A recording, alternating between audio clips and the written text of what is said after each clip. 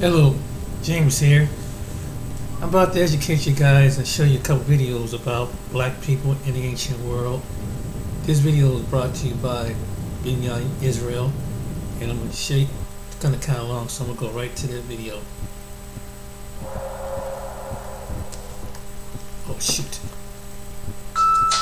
Oh shoot.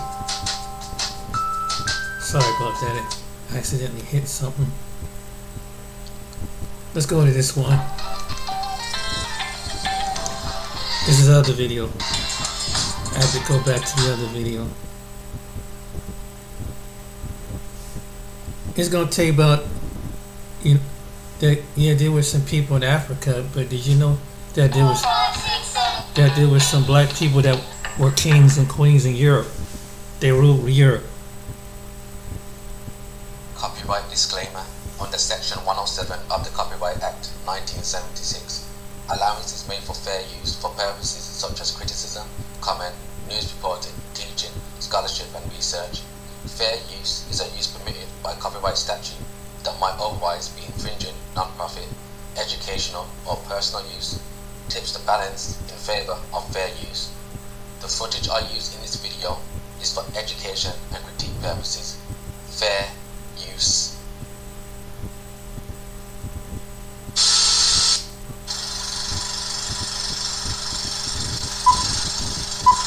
Fair use with lines too.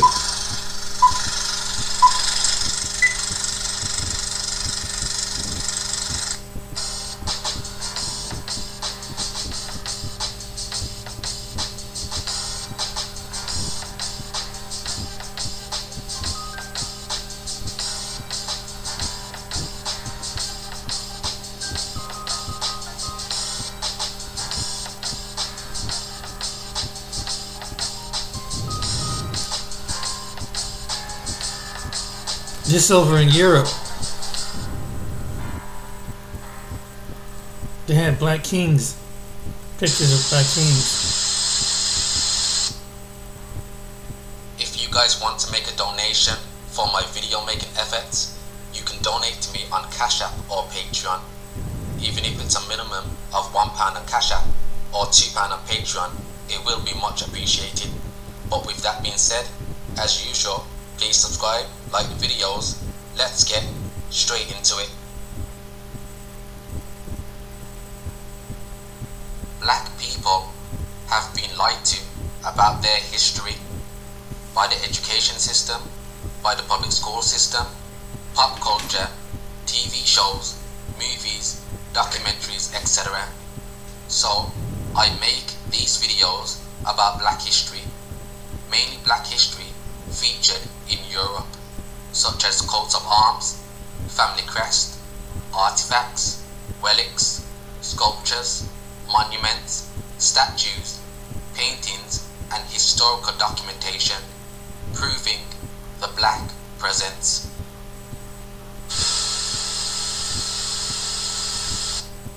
Shalom people, welcome to episode 3 of Family Crest.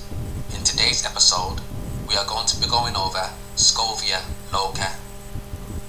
Now this episode is going to be a bit different from the first two because it's not really focused on a particular family per se. It's more focused on a location and the brotherhood of bishops. But with that being said, what is Scovia Loca? Now for those who don't know, Scovia Loca is a town located in Slovenia, which is in Europe, and it's famous for its medieval town. But before getting to the history of Scovia Loca, what we're going to do, we're going to analyze the different variation of the coats of arms that is used for Scovia Loca.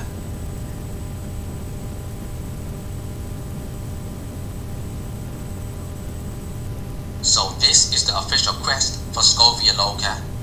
Now what do we see in the image? As we all can see, it's depicting a crowned Moor's head or a crowned black man. Now I always ask this rhetorical question on my channel. Why would the Caucasian ever put a black man or a black woman on his family crest, coats of arms, to represent his town, location, restaurant or country? Now what they're going to tell you is that the reason why family crests like these exist, or coats of arms, is because the Caucasians put their black African slaves on their coats of arms. So let me tell you something, so-called black people. Don't let them lie to you and fool you into thinking the reason why these crests exist is because they decided to put their slaves on their coats of arms. The reason why crests like these exist is because black people ruled Europe. Yes, the Dark Ages, Middle Ages was ruled over by so-called black people. The kings, the queens, the lords, the dukes, the barons, the archdukes, the princes, the duchesses, the popes, the cardinals, the knights. Yes, all of those are so-called black people. Heck, even going back before the Dark Ages, the emperors were so-called black. Just to name a few, you had Marcus Aurelius, Pertinax, Septimius Severus, Commodus, Caracalla, Priscillius Niger, Constantius, his son Constantine the Great, Galerius, Maximianus, Diocletian. Yes, all of them were black men. And I know this may come as a major shock to a lot of you black people, especially to you black people that are new or are not privy to this type of information, because now you might be asking to yourself, well, KMC, if so-called black people during the Middle Ages were the kings, the queens, the lords, the dukes, the barons, so on and so forth, who, what, when and why was the Caucasian during that time period? Well, that's a very great question. He was known as the wild man, or they were known as the wild people. So who are the wild people? The wild people live in forested regions, they live in the woods, they lived in mountainous regions, they lived in dank burrows, and they lived in caves. Now these people grew excessive body hair and they walked around on all fours. They indulged in things like cannibalism, they had intercourse with animals, they didn't bathe, they didn't shower, they harbored body lice and fleas. They muttered unintelligible sounds. You know, when you have people call like because they couldn't speak any language. They were cast off from society. And this is why he calls it the Dark Ages. So why was the Dark Ages called the Dark Ages? The Dark Ages were between the 5th and the 14th centuries, lasting 900 years. The timeline falls between the fall of the Roman Empire and the Renaissance. It has been called the Dark Ages because many suggest that this period saw little scientific and cultural advancement. Yes, little scientific and cultural advancement for the Caucasian, because during this period he was known as the wild man and wild woman of the woods. He was cast off from society, and him being cast off from society was fulfilling biblical prophecy. I went over this in my Byzantine icons and Black Russian video towards the end. But this is why he loves to tell you that nothing really went on during the Dark Ages. Well, the elite Caucasians, they know true history. And this is another reason why they call it the Dark Ages, because they knew dark people were in rulership. Once again, that's proceeding to the elite Caucasians. And for the YouTube police, this is not hate speech. This video is for educational purposes. So like I said, I already went over this in my Byzantine icons and Black Russian video. So what we're going to do, I'm going to read the key parts which I've got highlighted here because it showcases the condition that the wild people were in. So the wild man was a skilled hunter, and that was the only redeeming quality about Esau. So indeed, his inept social abilities. Thought to crawl around on all fours. When he killed game, he ate it completely raw. The wild man also indulged in cannibalism. Illustrations of the 14th century depict the wild man on all fours at bay. Incapable of speech, the wild man muttered only unintelligible sounds, or none at all. Thought to live in remote, mountainous, and forested regions, the wild man was said to make his home in caves, rocky crags, dank burrows, hollows in tree trunks.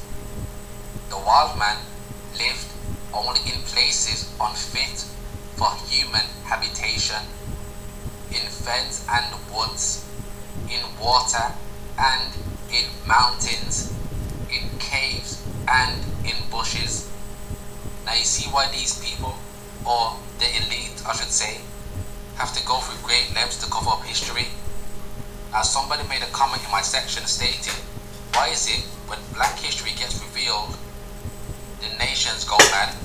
And somebody replied, because when true black history is shown, it reveals who these other nations weren't. These people, they were not the Vikings, they were not the Celts, they were not the Scottish clans, they were not the Norsemen, so on and so forth. All of those factions were so-called black people. And my regular viewers should already know this.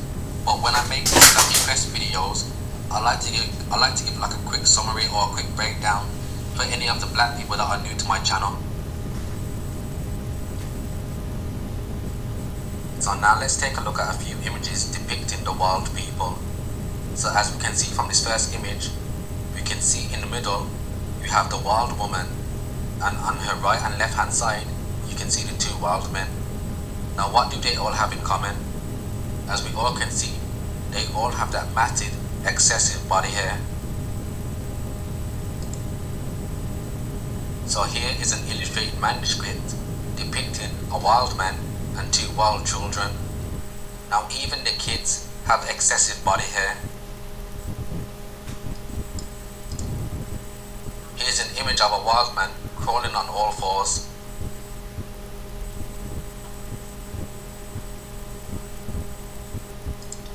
Here's another image of the wild man crawling on all fours in the woods. So here's a wild family outside of their little cave home. Now shouldn't these people be in the castle which is located in the background? This is why they call it the Dark Ages, because while they were living in caves, black people were living in castles.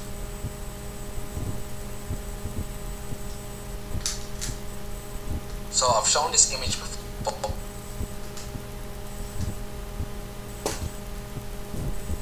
This simple PDF helped me flip over $20 million worth of houses last year. So this is my contractor's guide, and we give it to every single contractor who works on a flip for us. What it does is it tells them all of the materials we use in the flips. That way, we know we're getting the best price, we're getting a consistent looking flip no matter what contractor's working on it, and overall, it's just less decision making for us because now we don't have to go and pick materials every time we flip.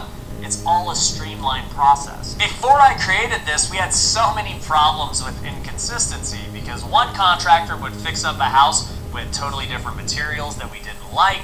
Sometimes they would be even more expensive because they didn't know where to go get the best deals. Overall, it just created a lot of chaos, a lot of time, and we wasted a lot of money before I created this based on all of those problems. Now look, you could go try and create something like this on your own, but the easier thing would be for me to just give it to you. So if you click the link below, I'm going to give you this absolutely for free. Now obviously the things inside of it will change based on your area, but you can use this template to create your own contractor's guide for your own market. So make sure you click the link below and I'll send you this completely for free.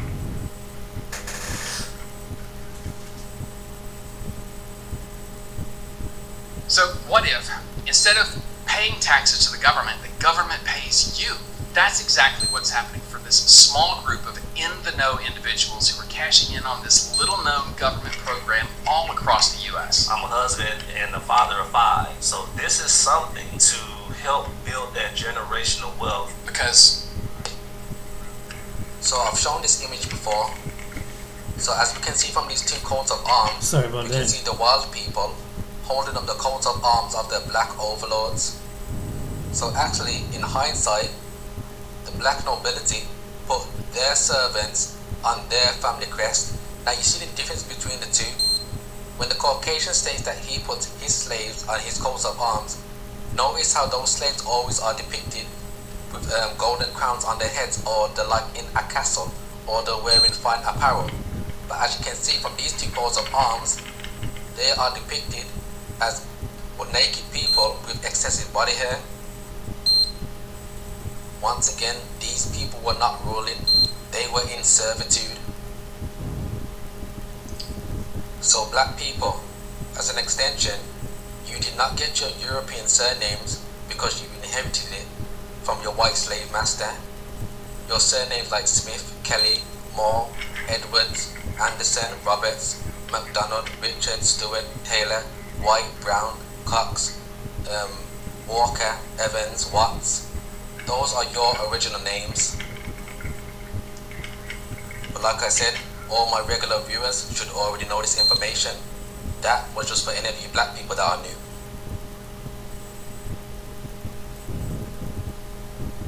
Oh yeah, and how could I forget the classic Wildman versus the Moors tapestry, which most of you should already know by now.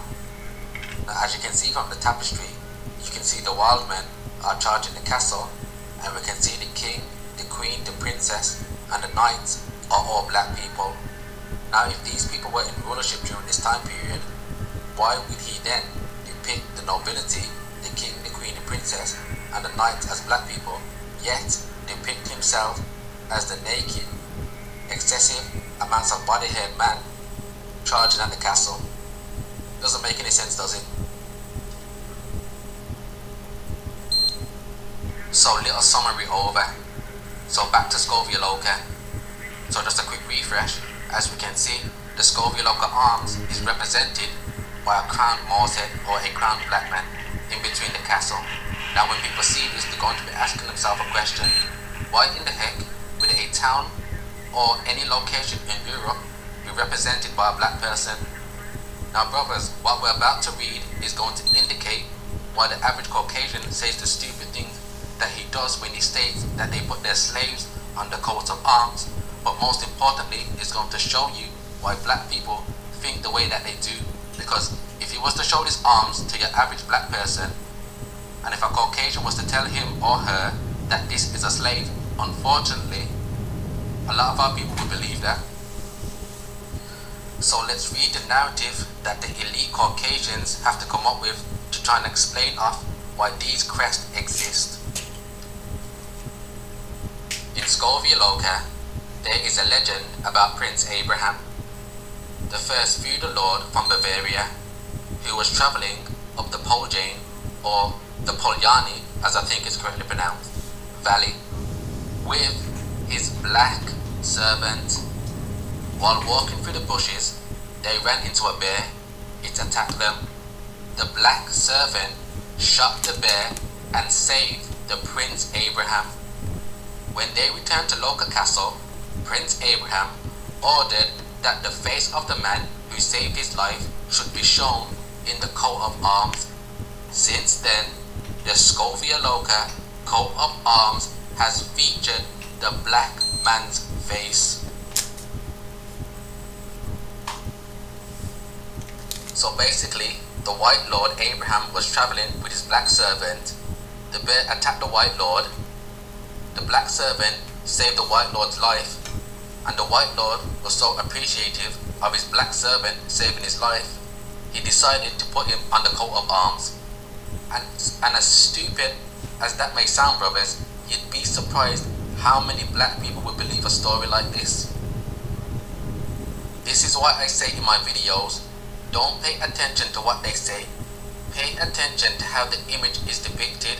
One more time, as we can see the black man in a castle. Not only that, he's crowned. What does a crown symbolize? A crown symbolizes royalty. A crown symbolizes rulership. When a crown is on a black man, that means he's either a prince or a king. Now what is a prince or a king? A king has the highest authority in his land.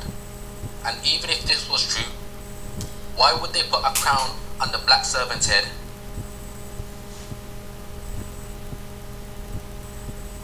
So here's another variation of that stupid story. So the legend says that a landowner, Abraham from Bavaria, has been traveling through the Poljanska valley with his servant, a black man. In the dark forest, they encountered a giant bear. The servant killed the bear. Prince Abraham stopped and the servant snatched the bow and killed the bear. The master hugged the servant and said, "You saved my life, my servant. For your bravery, I will reward you in such a way that even the late generation shall know what kind of a hero you were." As a sign of gratitude, he included the profile portrait of the servant in the city coat of arms. So here is another variation of the story, and as you can see, it's in cartoon form, which looks like it's appeasing to children, and this is what they teach their kids. This is what I say, when the Caucasian child goes into the public school system, he learns that he is the original man, that all ancient civilizations were started and pioneered by him, that he is the great inventor, he is the great philosopher, the scholar, the teacher, he has the highest IQ. Everybody of history in renown was Caucasian, and all black people ever were slaves unto him. And of course they're going to teach that. Some of you guys ask, why don't we learn this in school? Why would the Caucasian ever teach that black people ruled, let alone ruled in Europe? It doesn't benefit him one bit. This is how he maintains his rulership. But as an extension, when a black child goes into the public education system, he learns that him and his people all got kidnapped from Africa, that the white man came to Africa and he kidnapped 100 billion black people. All he learns is Martin Luther King, we all need to come together and hold hands, and Rosa Parks sat on a bus for the most part. And this is why a lot of our people have a slave mentality, because they think their ancestors got kidnapped from Africa and that's where their history starts, for the most part. So anyways, let's read the story. So the first lord who ruled the Scovialoca estate was a man named Abraham. As he was a foreigner, he firstly had to learn the Slovene language. He had a black servant who was very clever. They went to see the Poljani Valley, where there were big woods full of wild bears. Just in case, I've got my bow and arrows with me. Help! A wild bear! And as you can see from the illustration, you can see the alleged black servant shooting the bear, saving the master's life. You've saved my life. I'll reward you for your courage, so that the generations to come will also know what a hero you are. As soon as Abraham returned to the castle, he ordered the head of his rescuer to be painted on the coat of arms. Since then, the head of a black man has been pictured on the Scovialoca coat of arms. So here is the last image of the comic book, and as you can see, it's showcasing the alleged black servant standing over the corpse of the bear. But one more time, black people, these coat of arms do not exist because the Caucasians decided to put their slaves on the coats of arms. They exist because black people ruled Europe. So with that being said, let's take a look at some more variations of the Scovialoca coat of arms. So here is the Scovialoca coat of arms etched into a fountain in the middle of the town.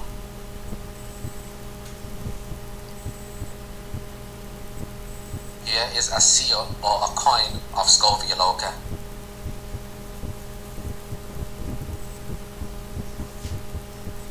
Here is the arms hanging outside of a building. Here's the arms hanging outside of a restaurant, and as you can see, once again, you see the black man with the golden crown. So here is a round shielded version of the coat of arms.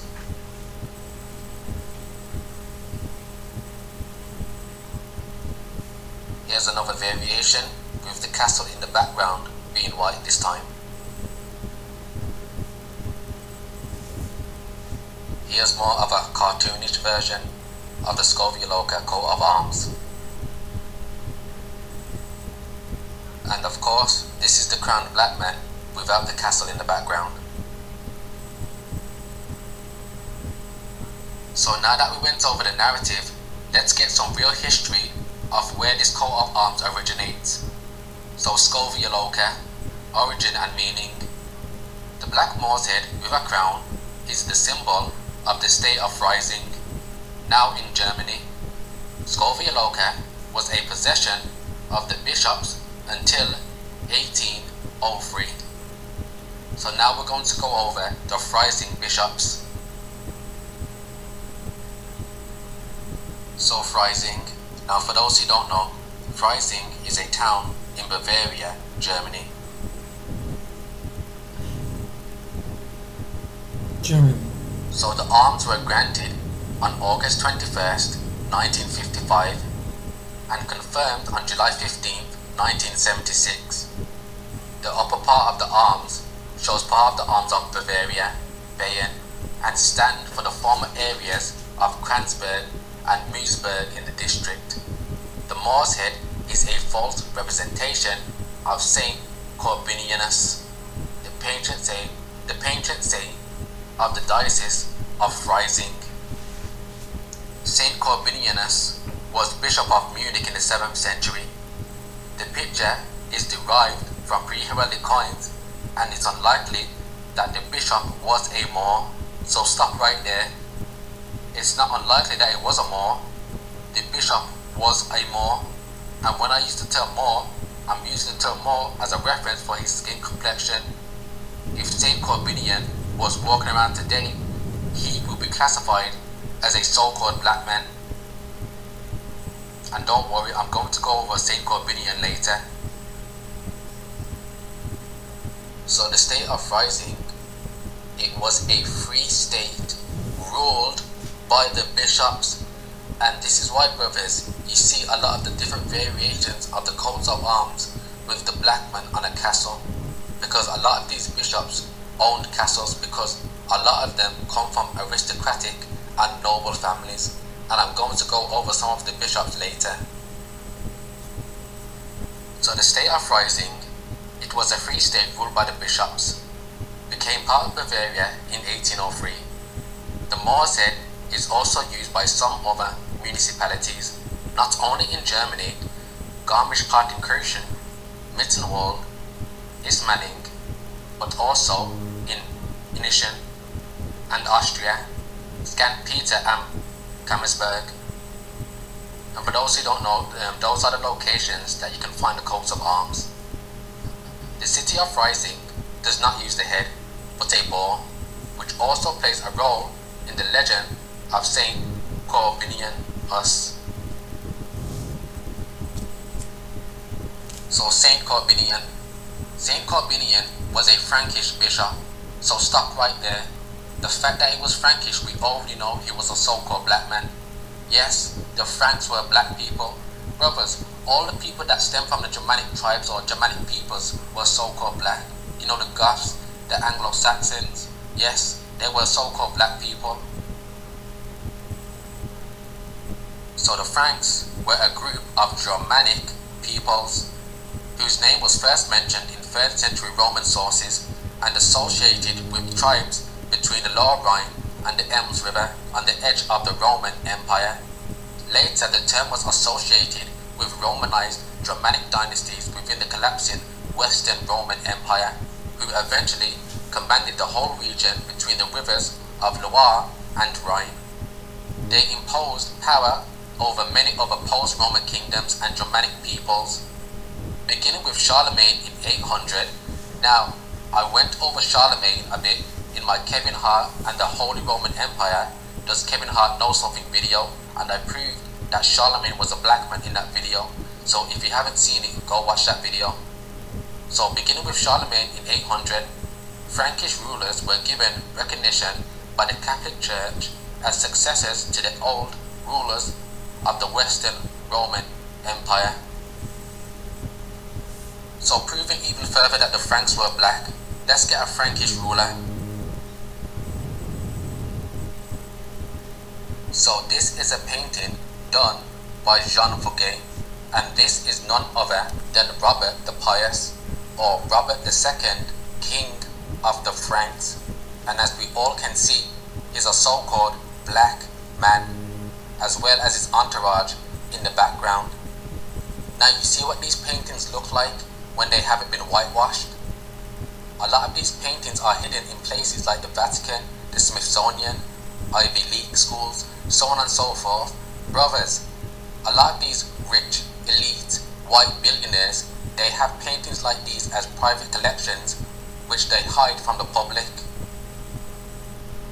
But yeah, Robert II was from the Capetian house, or the Capetian dynasty, which was founded by his father, Hugh Capet.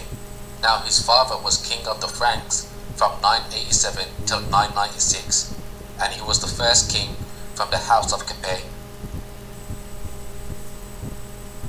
So Saint Corbinian was a Frankish bishop. After living as a hermit near Chartres for 14 years, he made a pilgrimage to Rome. Pope Gregory II sent him to Bavaria. His opposition to the marriage of Duke Grimoald to his brother's widow, Mildredis, caused Corbinian to go into exile for a time. Corbinian was born and baptized as Waldegisso at Chartres, near Melun. Now I know all my French-speaking brothers and sisters out there are probably getting triggered that I'm not pronouncing these words correctly. In Frankish territory, he was named after his father, who may have died when Corbinian was an infant. Soon after his father's death, his mother, Corbiniana, renamed Waldegisso or Gisso, however you correctly pronounce it, to Corbinian after herself. Nothing else is known of his childhood. The early source of Corbinian's life is the Vita Corbiniani of Bishop Arbio of Freising. Now, Arbio of Freising was obviously a Freising bishop, and he was pretty much raised by Corbinian's brother, Erembert.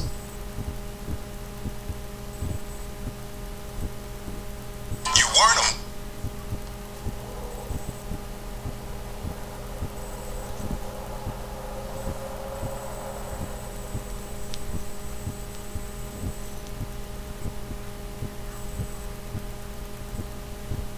Here's another video about black people ruling Europe. So that when we see the images of monarchs, we don't take them to be the mono-ethnic representation of this society, but the images instead of the people that ruled, not the people that were in those societies. So this is a early modern map of England. Note the phraseology that I use here, England and not Britain, since Britain is only a modern creation since 1707. Scotland remained an independent country even while James I of England, James VI of Scotland, was ruling England and Scotland. It was still an independent country until Queen Anne. Queen Anne was the first monarch of Britain within a political state. Now, the political state of England, very importantly, included, during the Tudor period, Wales, because the Tudor people, the Tudor family, were Welsh. The actual name Tudor is a Welsh name. It isn't an English name. And this England, the England of the medieval period being from the 11th century to about 1485, and the early medieval period being from the 5th century, from the decline of the Western Roman Empire, when the Western Roman Empire was ceased to be recognized by Byzantium, the Eastern Roman Empire, in 476. So from 476 to the 11th century is often called the early medieval period. The later medieval period is described as being from the 11th century, from 1066 if you're living in England, to 1485.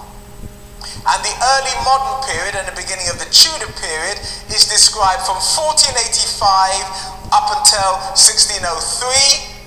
And then the early modern period continues to the Stuarts from 1603 all the way into the 18th century. Today we will be focusing on the 11th century up until the 16th century, about 500-year period. So that is the medieval and the Middle Ages, as well as the beginning of the early modern period, the Tudor period. This is a period of history in which there is considerable confusion in understanding. It is a period of history often written about by historians and writers, and it is a period in history in which modern people that live in Britain take their ideas of identity from. It is the period in history where people say that English identity was fashioned, and it is also a period in history where people say that English nationalism was fashioned, and British nationalism too. It is a period in history in which there are considerable myths written about it, and that the reality of English and later British society is not often known, understood, or talked about. So these are the usual suspects, as it were, of the latter part of the period that we are talking about, and somewhat of the earlier part of the period that we are talking about.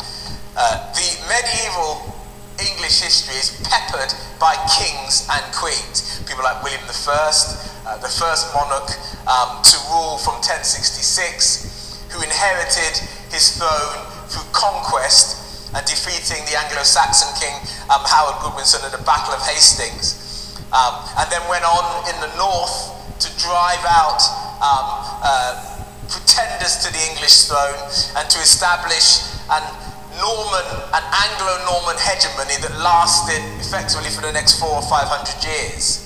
Somewhat like that. It's actually more complicated than that, as we'll come to see.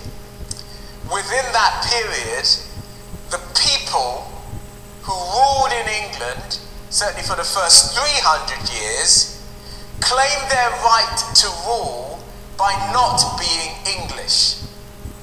Yes, I didn't misspeak. These people claimed their right to rule by not being English. They claimed a Norman, a French ancestry, in fact almost any ancestry except for being English. Now, this was despite the fact that a good proportion of them, although not all of them, were English born. Some of them clearly weren't, but some of them clearly were. But that wasn't the reason why they held their position in England. They held their position in England because they weren't English in ancestry, because they could claim heritage from William I. It is that blood, that foreign blood, that made English kings. This is very important for our ideas of identity. This notion of foreign blood, of Norman blood making you noble, wasn't just a question of the kings.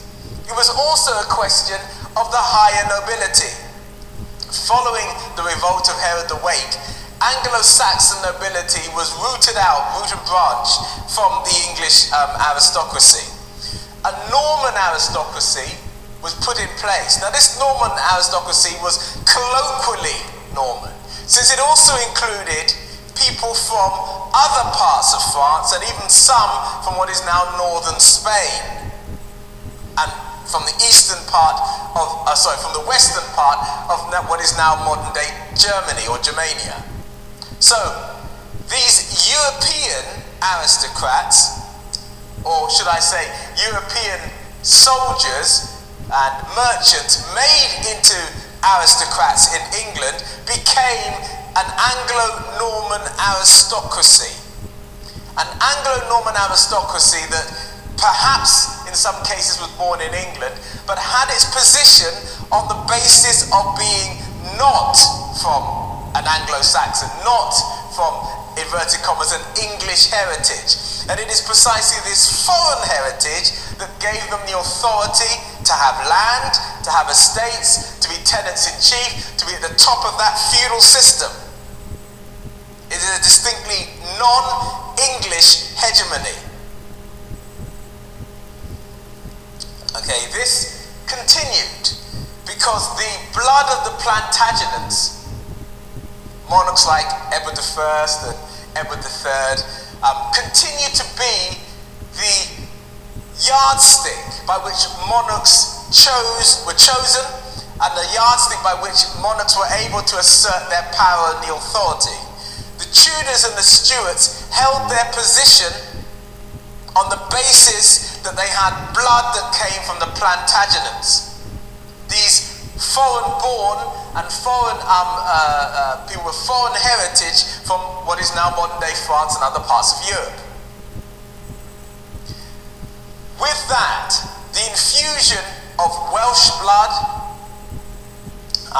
Danish blood, if you were the Stuarts, makes this noble lineage that was ruling England only nominally Anglo, only nominally English, and though they would definitely make large and vituperative statements about being monarchs of England, what legitimized their blood was the non-English aspect of it. Okay, so this is important for our understanding. So even when we read about a sort of proto-English nationalism being espoused by monarchs such as Edward I and Edward III, we see in Chaucer's Canterbury Tales, etc.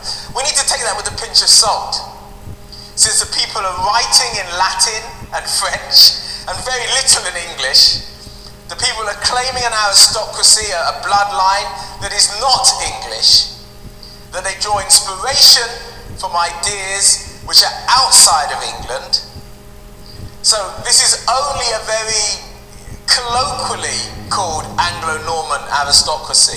It's mostly a foreign group of people with foreign ancestry who are ruling in England, and even their descendants are claiming that authority by claiming that foreign blood.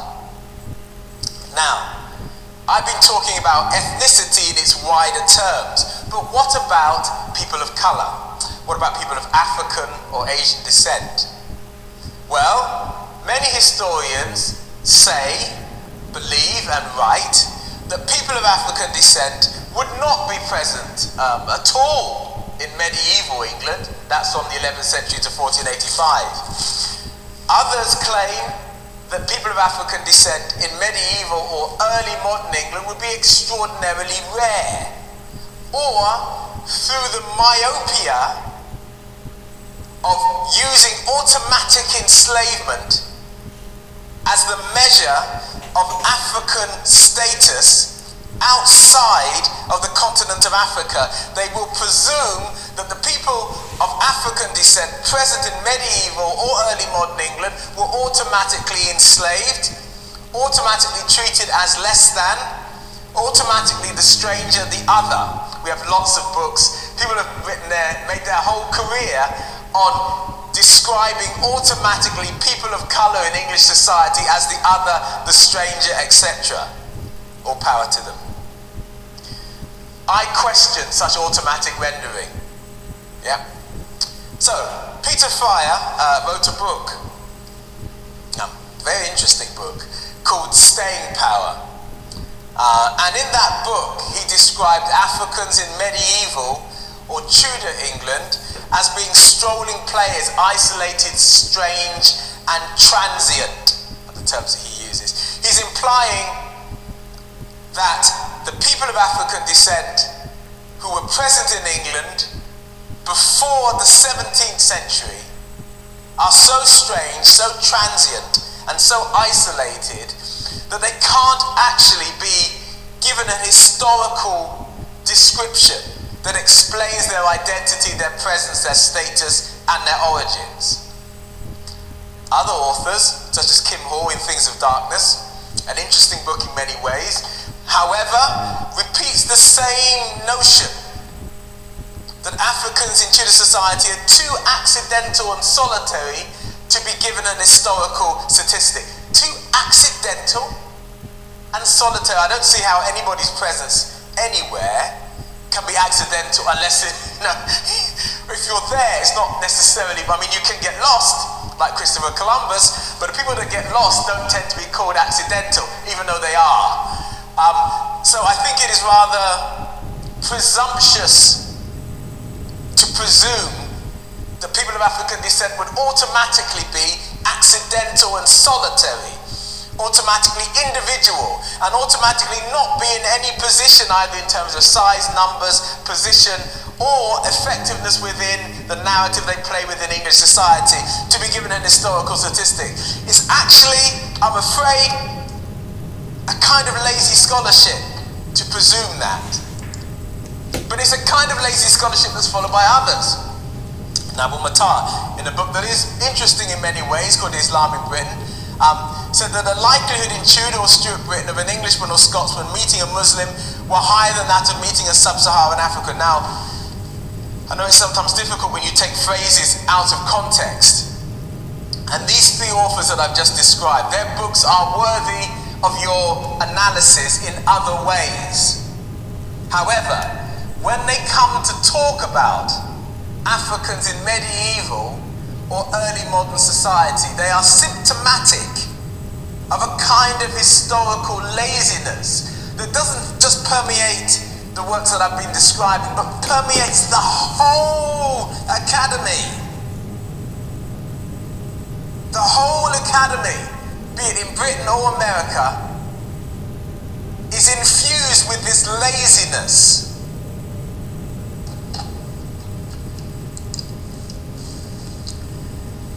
Kenneth Little, in a book, 1948, called Negroes in Britain, doubts if the black man, whether of African or East Indian origin, was a familiar figure in England until well on in the 16th century, except as a chance visitor. We've got this same accidental thing going on here. Yeah? Or when imported. In other words, this is implying that these people were slaves, and it is only slavery and the inscription of slavery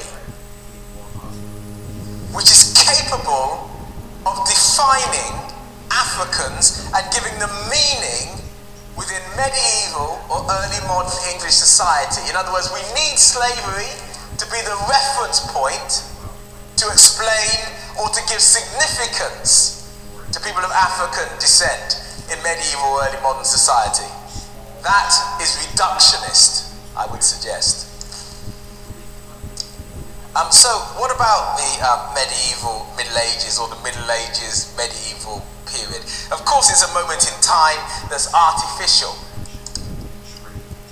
And it's a moment in time where people choose the ancestors that they wish to emphasize. I mean, within all families, even with my own, I will choose to emphasize those members of the family that I want to be associated with.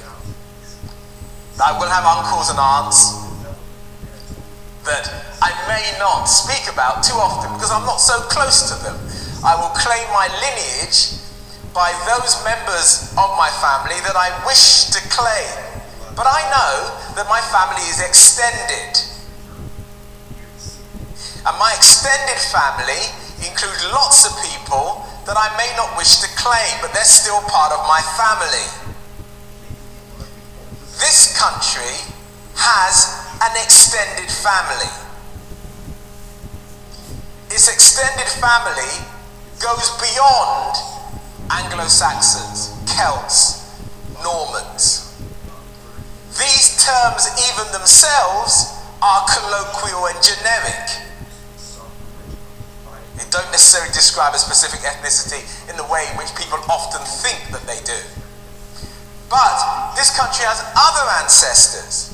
It may be that some people who may classify themselves as white and English would like to think that those other ancestors are the Vikings, the Danish raiders. But evidence from archaeology, from DNA, from investigation, again and again has shown that yes, whilst there were people that arrived from the 7th century, perhaps even before, up until the 12th century, and even formed a dominant group in certain parts of the aristocracy of England between the 7th and the 12th century, they never formed a dominant majority population within English society, and very, very, very few people in modern English society can actually trace their roots to people who arrived from those regions at that time and claim therefore a Danish or Viking ancestry. However, far more likely,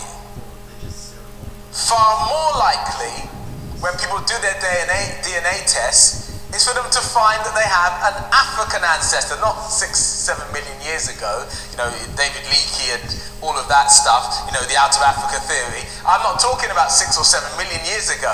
I'm talking within the last 400-500 years. And we're going to explain why those African ancestors are in English family trees. Because they are part of England's extended family, and have been part of England's extended family for at least 2,000 years. So there are respectable ancestors and there are unrespectable ancestors, but they're all ancestors. The Blackamoors, the Tawneys, the Fours, the Egyptians, all these people, and when I say Egyptians, I'm not talking about the ancient Egyptians, I'm talking about the Egyptians of early modern society, are all part of the medieval and early modern societies. The Saracens, who are found in English records, they are as much a part of the English extended family as the Vikings, the Normans and the Anglo-Saxons are, just that they're not so respectable. So, the way that we may delineate those members within our family tree, within England's history, that we don't want to claim, we may call them the other, the stranger, the foreigner, the immigrant, Johnny come lately, or we might just dismiss them as being enslaved, as some of those previous authors did. Now, the reason why they do that is because there is a separate form of historiography that relates to the other, the stranger, the foreigner, the immigrant, and Johnny come lately. This separate form of historiography separates these people classified as such from the mainstream narrative of these given countries. So it's a way of talking about a country's narrative or story and excluding the other, the stranger, and the rest as not part of the mainstream narrative. And that way you can get away with a kind of lazy historiography that is devoid of colour. It is a lazy narrative that focuses on the images of the monarchs that I showed you, on big stories, and then underwrites those stories with a monoethnicity imagined and then placed on those narratives. And any person of colour that you meet along England's journey from the 11th century to the 16th century, you can then dismiss each of those individuals, families, communities, marriages, baptisms, burials, and everything else, communities. You can dismiss them as narratives about the other, narratives about the stranger, narratives about the foreigner, narratives about the immigrant, and narratives about Johnny come lately, or narratives about enslaved people. And they never disrupt the mainstream narrative that you wish to promulgate. So, as I said, we need to set aside the monoethnicity placed on certain terminologies. Let's just take a few of these terms and explain why these are not monoethnic terms in the way in which we might think. The term Celts, for example, describes a range of people who inhabited Britannia and other parts of Europe from 850 BCE to about 450 CE, and later on other parts of Europe, including Scotland, Wales and Ireland, later than that date. It does not describe a specific culture or a specific language. And the people colloquially called Celts would not have described themselves in that way. They would have described themselves as the Iceni, or the Brigantes, or other terms, but not as Celts. This is the term colloquially given to them by their enemies. It does therefore not describe a mono-ethnically circumscribed set of people, since it applies to a range of different peoples who inhabited Europe from the Iberian Peninsula and even parts of North Africa into Central Europe, including parts of France, and to the parts of Italy and of course Britannia. These were a diverse group of people who are described in different ways by the different writers that saw them. Tacitus describes them in different ways, and Julius Caesar describes them in different ways. The writers employed by Claudius and Caligula describe the people that they met in different ways. Some of them describe them colloquially in a more generic term, as having blonde hair and blue eyes. Others are described as being darker in complexion, yes, and being menelated. All of these descriptions are possible since these people are diverse. Let's move on from the Vikings to Anglo-Saxon. Now, this is a term that has become quite a popular term that attempts to describe the dominant population in England during the 7th all the way through to about the 11th or the 12th century. Itself is a generic term describing a range of different Germanic peoples, including Angles, Saxons, Jutes, Visigoths, Vandals, and others. These different sets of peoples, at different moments in English history, form parts of the strata of the established aristocracy from sort of the 5th century onwards.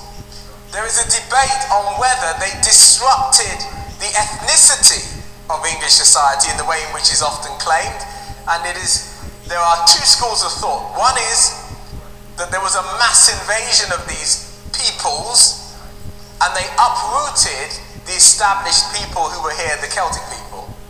Another school of thought is that they uprooted members of the aristocratic branch of the Celtic fraternity and established themselves as the Anglo-Saxon ruling elite.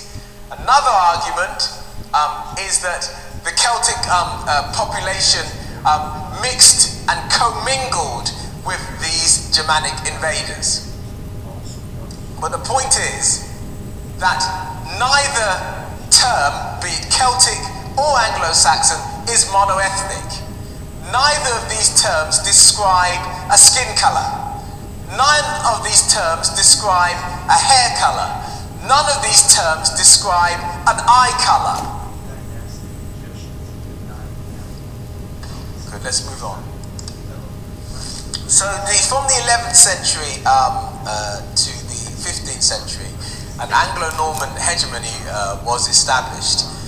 This Anglo-Norman hegemony was predicated on the basis of being able to draw your aristocratic blood from William the Conqueror. It later became your capacity to draw your blood from the Plantagenet line, either Henry II or Edward I.